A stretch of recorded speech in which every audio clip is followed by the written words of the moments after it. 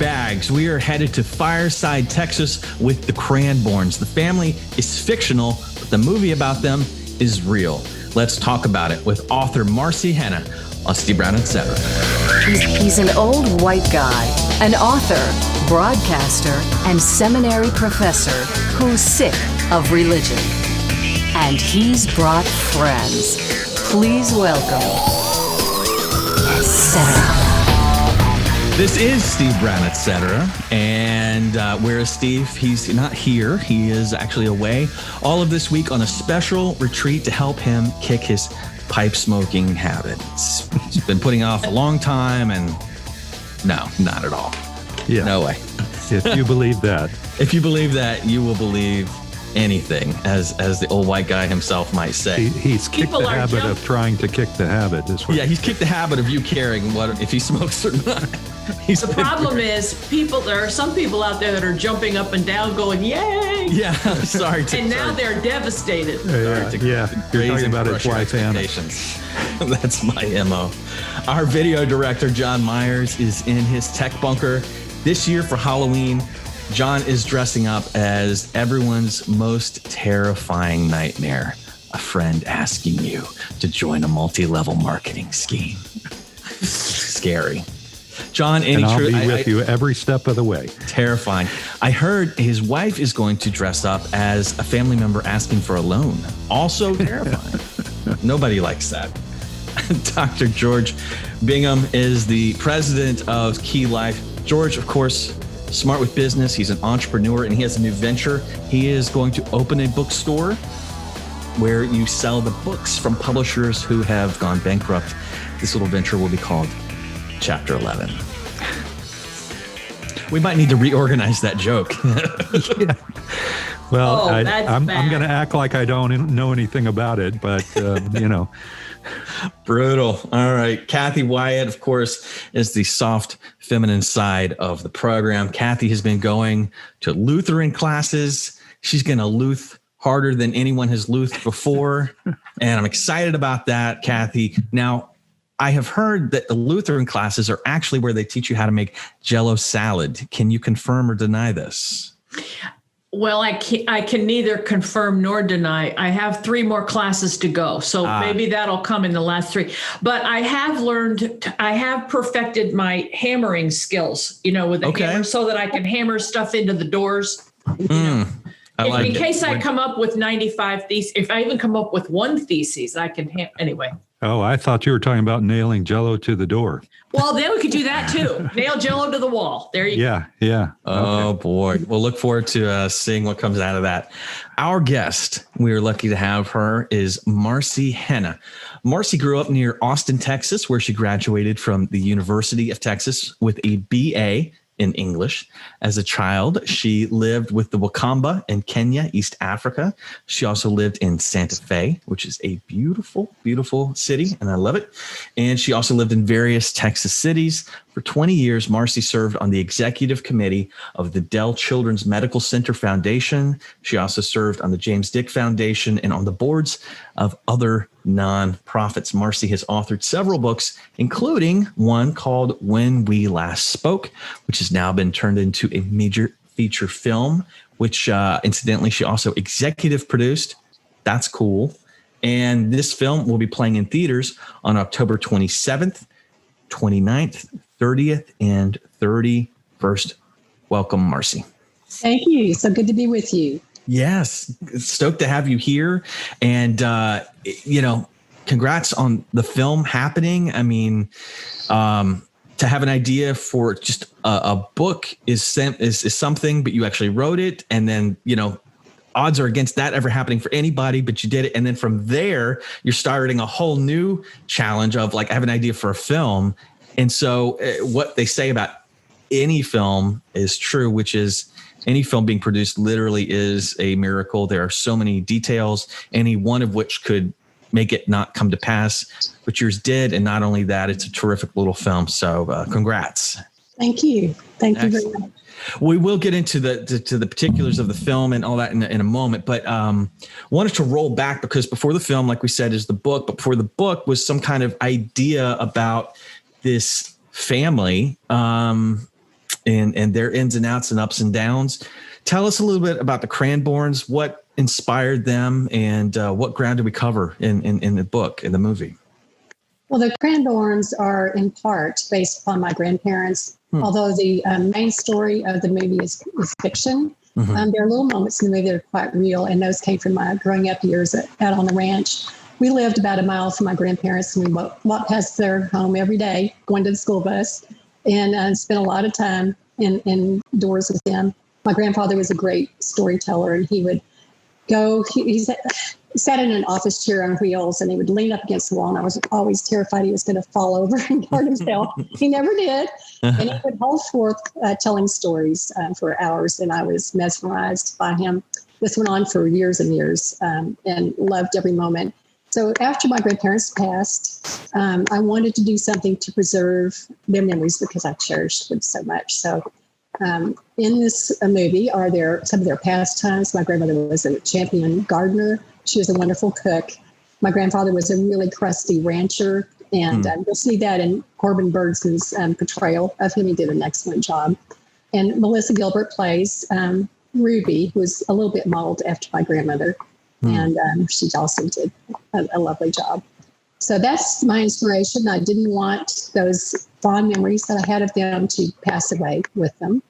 And so they became part of the story. That's terrific. Inspired by real life folks. That is exciting. Tell us a little bit about kind of the inciting incident and the dramatic details of what happened in what starts the story and what slingshots us out of this thing. Sure. Well, this story begins in 1967 primarily, although we do have a 1987 time period you'll see flashing back and forth in the movie. A father of the family, his name is James Cranborn, gets sent off to the Vietnam War. His wife, Marguerite, who's the next Broadway star, is not happy that he went. She thought he could have gotten out of duty. And she's got two very rambunctious daughters who are acting up and, being annoying and fighting all the time. And so she decides, well, she's not getting younger. She wants to get her Broadway career back online. And so she dumps the kids on her in-laws' doorstep and doesn't tell them that she's even coming. So Walt and Ruby, the grandparents, rise to the occasion and with a lot of love and a lot of grace become the girls' parents.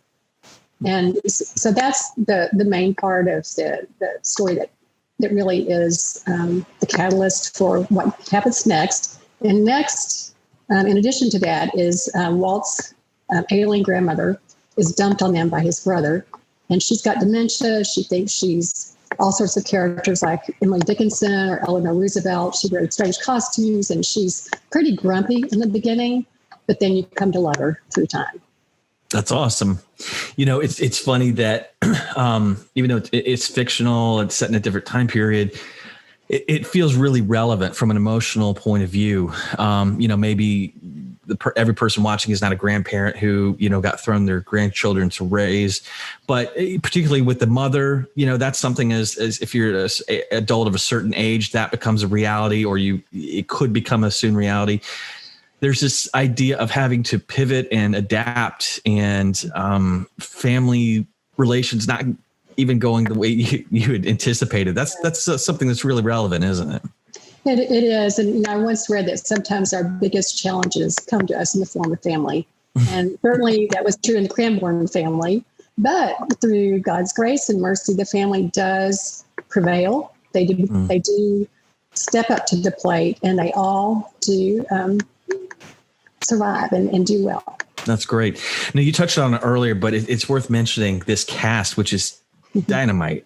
You got Corbin Bertson, who's done tons of stuff, writing and directing. It's fair to say probably most people might remember him from LA Law. Terrific actor, Emmy and Golden Globe nominee. You got Melissa Gilbert. Everybody knows her. Sure. I mean, terrific actress. And Cloris Leachman, Emmy, Oscar winner. Just kills this role. What were they like? Well, they were quite interesting. And Corbin, this is a different kind of role for Corbin. He normally plays kind of tough guys. But in this movie, he plays someone who's a little crusty, but who has a heart filled with love, and who is a wonderful family man, and he will do anything for his family.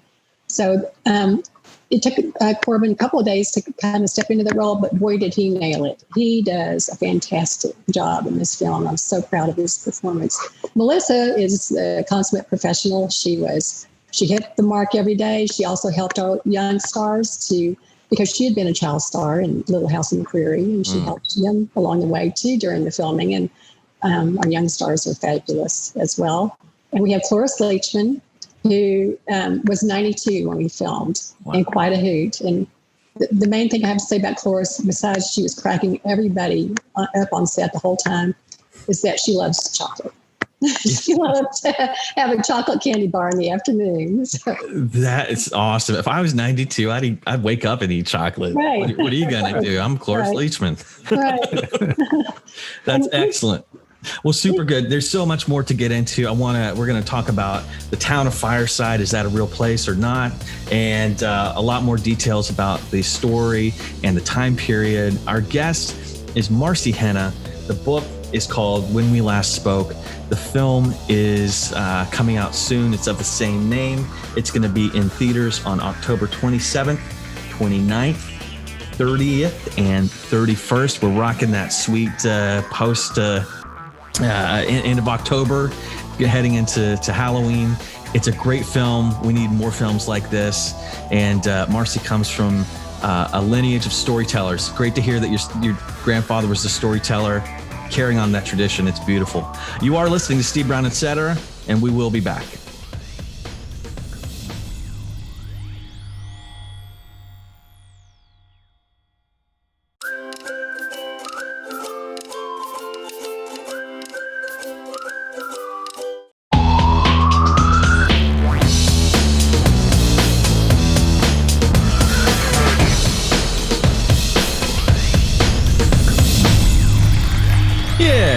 This is Steve Brown, etc. Minus Steve Brown. I guess technically it is just etc. Today, I'm your humble guest host, Matthew Porter. Our guest is author and now movie producer, Marci Henna.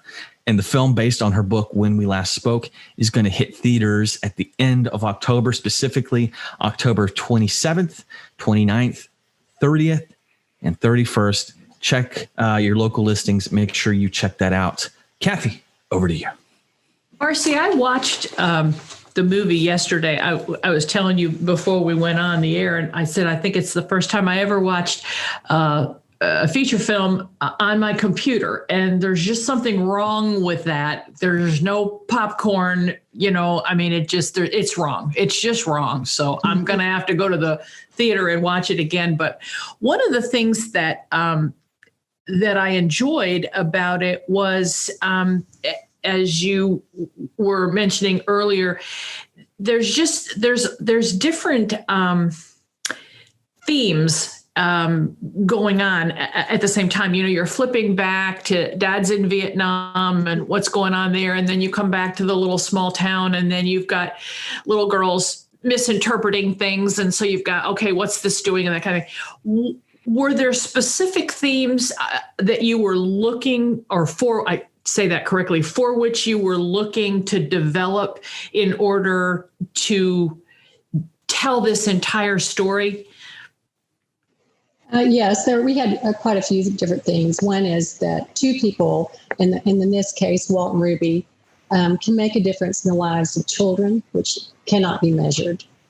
Another one is dance where you are. You'll see a lot of dancing in the film. And the reason is we've got to find a way to bring joy into our lives, even during very difficult situations. And if you can take a few moments to create joy, and in my world, that might be dancing sometimes, then you can get a whole different perspective and be able to look forward with, more positive attitude. So it's that, and not all families look alike. Sometimes kids might be adopted. They might be raised by grandparents or aunts and uncles or even friends. And so not every family looks as though they just stepped out of a Sears and Roebuck catalog, but these are families to be honored and cherished. Families can be full of secrets, but so often what is done is really done out of love, and you can see that being coming throughout the movie. But I would say the theme of forgiveness is really significant, being able to forgive others before you can move on, or you might really get really stuck in a situation. So forgiveness is key. And faith is so important in helping families transcend difficulties. And I would say that love does transcend everything. And laughter, yes, that's still the best medicine. So there are plenty of spots in our movie to laugh. You're going to shed some tears and you're going to laugh too. Yeah, very much so.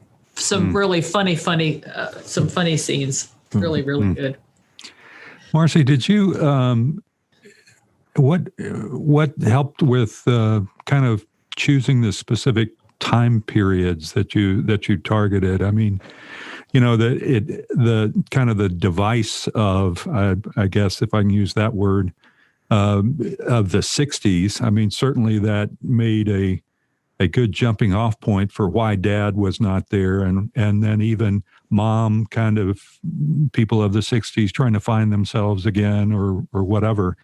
And it also seemed like it, made an interesting connection to more modern times, because certainly we tend to think of the idea of kind of broken or blended families being more of a contemporary phenomena, but that really has been going on for long, long times. Was that the time periods that you chose, were those very intentional? It just happened to work out? How did you choose those? Well, I chose them for several reasons. And one is because they resonated with me. Those were times when I was growing up as a kid and, had some really good memories, but they were not easy times. And during the Vietnam War, so many of my friends' parents were away, mainly the fathers back then. And the families went through tough times. And so there were casualties not only on the battlefield, but there were casualties in the family units as well. Sometimes the families came out just fine, and sometimes they were ripped apart. And so I saw these things happening quite a bit around me, and wanted to make kind of a social commentary on that. Mm-hmm. And I loved the music from the 60s, so that really resonated with me as well. And as you can see, there's a lot of music that we've included in the movie, which I think is fun for folks. Well, and it really does seem like it connects people so much from that generation in particular, right, that identified with that. And of course, some of it, those of us, who might be from that time period would consider some of the music timeless. So of course, people of all generations can connect with it. But no, I think the time periods just really worked very well for the story. Good. Yeah, and that's a real challenge to do a period piece, because you're talking about to sell it properly, every aspect has to be there. And you guys did a dynamite job, because music obviously sets the tone, and that's just spot on. And the clothes just look, I don't know, I'm not a clothes guy, but like, late 60s, it's just a certain look. Definitely. It's incredibly charming. And the part that even if you're not a clothes person, you might be a car person. The cars were just I was going to say, where did we get the car? Yeah, go into that because I got to know that. You want to know about the cars? Yes, I do. Well, you know what? It seems that nearly every person in Toccoa, Georgia has a beautiful vintage car. I don't know how this happens, or a truck or something. And so we were really just in a land of abundance with those. But we have a lot of humorous stories about them, because sometimes anything that old might act up sometimes. And so we have some footage of part of our crew pushing the pink Cadillac into place because we were having a little bit of trouble with that car that day. And this did happen several times. So our crew became mechanics as well. But we had fun with it. That's awesome. And kind of technically, there's kind of another character in the film that we haven't touched on yet, and that's the town itself. And I remember, like Firestone, I'm like, is that a real place? I hope it's a real place. And of course, Google quickly dispensed with that illusion. There is no such thing. It's such a homey name. So I would love, when we come back on the other side of the break, to touch on that a little bit, explain the role of the town. And, it's like Wobegon. It doesn't actually exist, but you've known places like that. Or if you haven't, you sure wish you had, because There's this sweet family, and they live in this sweet town, and there's this terrific story. And it's not one of the stories that's sweet because it's just nice things happening to nice people. There's real struggle. There's real heartache, and you see it. And we need more of those movies. We need more of those movies that have real heart, but are actually telling a real story and not just soft pedaling it. You're seeing them struggle. You're seeing them pull together. You're seeing them fail, but then you're seeing them learn and build and moving on from there. We learn from the stories that we watch, and this one is definitely worth watching. It's called When We Last Spoke. Its author and executive producer is Marci Henna. We will continue this conversation on the other side of the break. Join us then.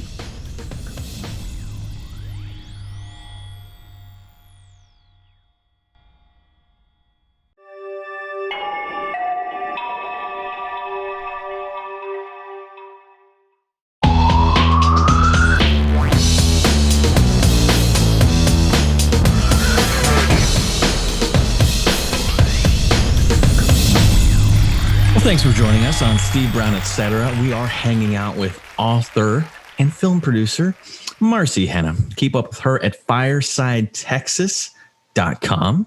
And on Twitter, follow her at Marci, M-A-R-C-I _Henna. And before the break, we actually were talking about the town of Fireside, which it's a shame it doesn't actually exist. But tell us a little bit about how this town came to be in your mind and now on screen. Sure. Well, the name comes from Fireside Chats, which you may remember from the history books. I thought it was a warm and cozy name to give this town, and that was part of my message. And the town itself is somewhat based upon Johnson City, Texas, which is the town closest to the ranch that I grew up on. And some of the buildings are the same, or at least in the book. And just that small town feel, really, having grown up in a small area. That's great. My parents grew up in the Panhandle of Florida, two stoplights, and and it used to kind of look a little bit like Fireside or Tacoma, and time just kind of moves on, and it doesn't anymore. So it's kind of cool to kind of see that moment again in the span of this film. We were talking about it during the break, and I was thinking about that some of my favorite scenes were, and a lot of it has to do with the time, obviously the time period, but every time somebody would walk past the window when she was doing the radio show in there, they'd be waving at her, and that, and everything is so high tech, and when we're not in the midst of COVID, we're enclosed in this room, all of us, doing a radio show and everything. And here's this person with her records and all this kind of stuff, spinning records and talking, and people are walking by waving, and she's saying, oh, and there goes so-and-so, it's like, that wouldn't happen today. That was just so cool. One of my favorite things, I'm very partial to children. And so I love these two little girls. I thought they did just a great job. I thought their interaction with each other was really good. I thought when their mom left, I thought that was very realistic, like she's leaving and she's not really telling us what's going on. And obviously it was very difficult for them. And yet I felt like there was a sense of, well, as bad as this is, we're with our grandparents. So, we know we're going to be at least okay. I felt like that they began to relax in that a little bit. And then of course, the scene when they found out about their dad. I just thought they did a great job, and I'm not familiar. Have either of these girls done anything before, or are they brand new to it, or to acting, or what? They actually both had quite large resumes, and both of the girls do. So Darby Camp and Chandler Head are two young stars, and Darby's been in the Christmas Chronicles with Kurt Russell. She's been in Clifford the Big Red Dog. She's Big Little Lies, or Little Big Lies. I get that name mixed up. Oh, Big Little Lies, yeah. Big Little Lies. She was in that series. She's busy all the time, and Chandler was in the Glass Castles and lots of horror shows. She's our youngest star, and they're both so incredibly talented. But not only are they talented, They are extremely professional. And yet they're real kids, because in between takes, they'd be playing just like kids do. And because they're so talented, they'd be kind of singing operatic libretti that they've made up out of a made up language, and playing and just doing what kids normally do. But whenever, that sound has speed, starts, echoing in the background, then they're on it, and they're on point, and they're doing a great job. They're in character. So their parents were there. In fact, there was a connection with the camp. Yes. Darby's mother plays the adult version of her in 1987. So it's a mother and daughter both playing Juliet, and that worked out so well. And then Chandler's mom was there, on set too with her, but not in the movie. Mm-hmm. So it's so interesting working with actors. I had a chance many years ago, just a short film, but got to work with two of the actors from Northern Exposure. Mm-hmm. One is a Texan, Barry Corbin, character actor, and sure. It is a unique moment when words that you have written and rewritten mm-hmm. are now being said by a professional actor. What was that? Do you remember that moment? What was it like? What was it like when all of a sudden this story that's been in your head and then in a book, and you're like, well, now people are actually saying this. What was that like? Well, it brought tears to my eyes, and it's truly a dream come true. I had always seen this in a very visual way. The whole time I was writing it, I saw it as a movie. And so it was just, is beyond description for me about how much that meant to me. But the neat thing was that the actors brought the characters to life in such a beautiful way that it really did transcend what I thought was going to happen. So it was great. That is interesting. So what I'm hearing you say is you had plans, and some of them came to pass and some of them changed, but some of them, when they changed, ended up being better than you imagined. Right. I feel like a professional broadcaster could pull an illustration out of that, but I'm not a professional broadcaster. I am just a rodeo clown. So so great. That is so cool. So many more good stories to come. We still have another segment with Marci Henna. Her book, her movie is called When We Last Spoke. You really need to check it out. Again, it's going to be in theaters October 27th, 29th, an auspicious day, my birthday, 30th and the 31st. Terrific cast, terrific story. You need to check it out. And hey, you might as well probably buy the book too. It's really good, and I'm sure it has more stuff than even the movie. We're coming back. Don't go away.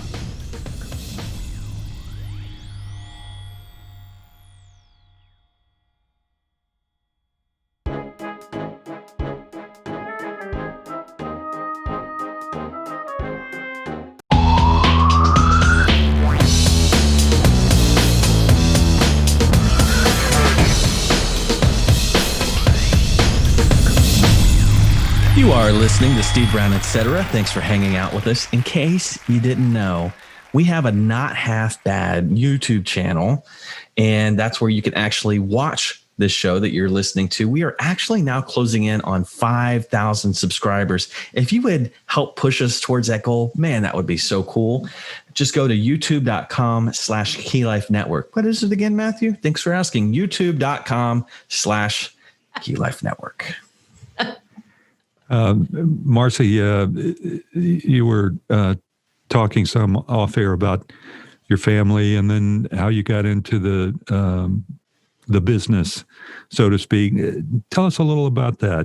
Get in a little of the background of how you started, even with the book, and then in the movie production business. Sure. Well, as I was writing When We Last Spoke, I always saw it as a movie. I saw it in a very visual way. And at the time, even had actors in my head who I thought might someday play these roles. And right before the movie, the book was released, then I decided to make a book trailer. I'd only seen one, just one, that was on Facebook, and I was mesmerized by it. And 5 minutes later, I decided I was going to do it. And within a month, we were filming, and hired a team, and it turned out well. And I floated it out on Facebook, and caught the attention of producer Fred Miller and his wife, Kathy Miller. And then they read the book and then came to me and asked me if I would consider doing this. And so the rest is history. Here we are. Wow. That's awesome. Yeah. So where to go from there? Because this is a stage of filmmaking called development, and specifically, it's development hell is the total term that people call it, because there's ups and downs, and like we said, there's so many projects that progress and then just kind of fall apart.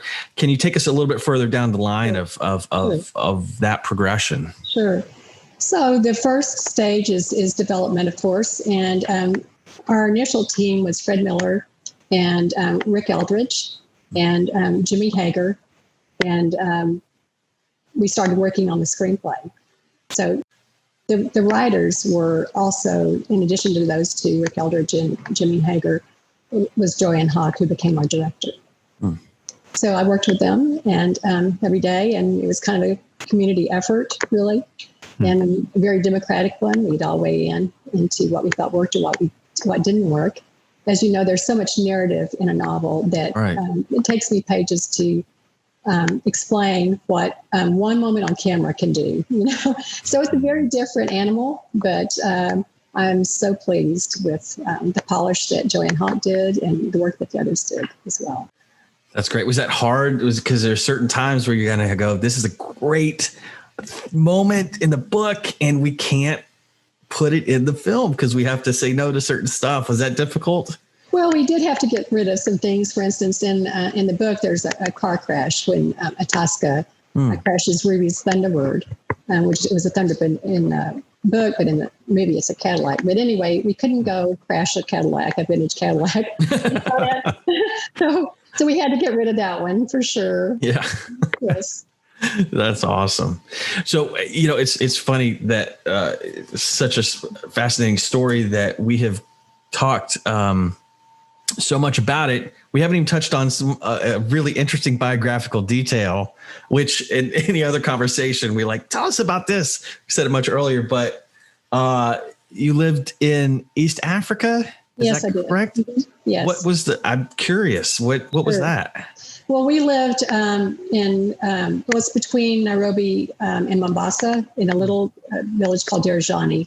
And really there was only a train station there. And it was 1962, 1963, around that time period. And it was during the Uhuru movement, which was the freedom movement. So it was a very interesting time politically. But what was happening was that my dad was a manager of a medical research station, and they did heart, lung, and kidney transplants on baboons for human research purposes.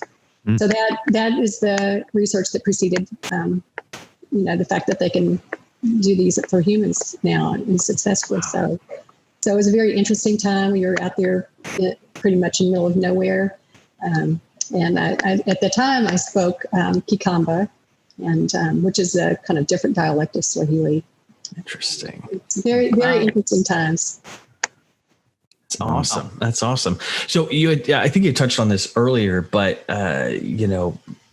this movie is from the novel of the same name, but you have a follow-up novel as well. So it's not about that book right now, but I'm curious to know, so this Cranbourne story continues then. Yes, it does.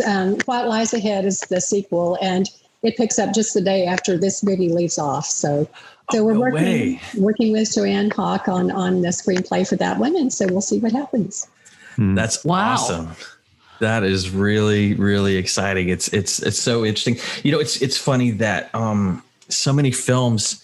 It's not just the film. It's the people. It's the characters. It's the intellectual property. It's for the James Bond films or the Batmans, it's not necessarily the movie itself. You've fallen in love with a character that can transcend just a single movie. And you've kind of landed on that with this very relatable family. What kind of reactions do you get from folks who've seen the movie, who have seen or read the book?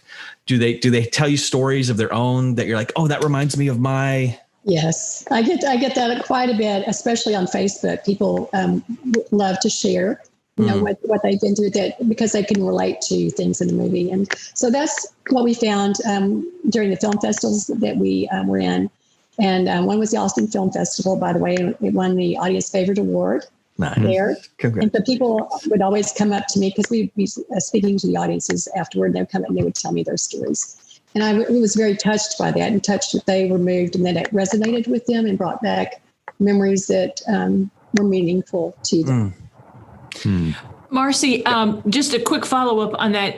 If the next stage starts like right after this movie was over, does it start, are the girls, the children, are they in it at that same stage, or does it move like a few years ahead, or it starts right there, it bumps right up against that? It bumps right up against that. Okay. So, yes. Cool. That's awesome. So how'd you like being a producer? I mean, that's a whole new adventure. You seem like you've taken to it really well. Oh, I actually loved it. And it just kind of resonates with me. It was fun. I just loved the journey. I was so amazed when we were on set every day just to see the incredible amount of talent and not only with the cast, but with our crew and how hard they worked. And loved every aspect of it and can't wait to do it again. That is dynamite. Well, all of that hard work and collaboration has paid off in a movie called When We Last Spoke. It's dynamite. You're going to relate to it from the family dynamics of the struggles, of the disappointments, of the overcoming obstacles, of the coming together and working together. You're going to fall in love with the cast. And visually, it's a delight because it's going to recall an era that you may remember or you may wish that you could remember. The creator of this entire thing has been our guest, Marci Henna. Marci, thank you so much for joining us. Thanks. Thank you for having me. Absolutely. Congrats and best on this project. We are coming back. We have one more segment, often the best, but not sometimes. So we'll see. See you on the other side.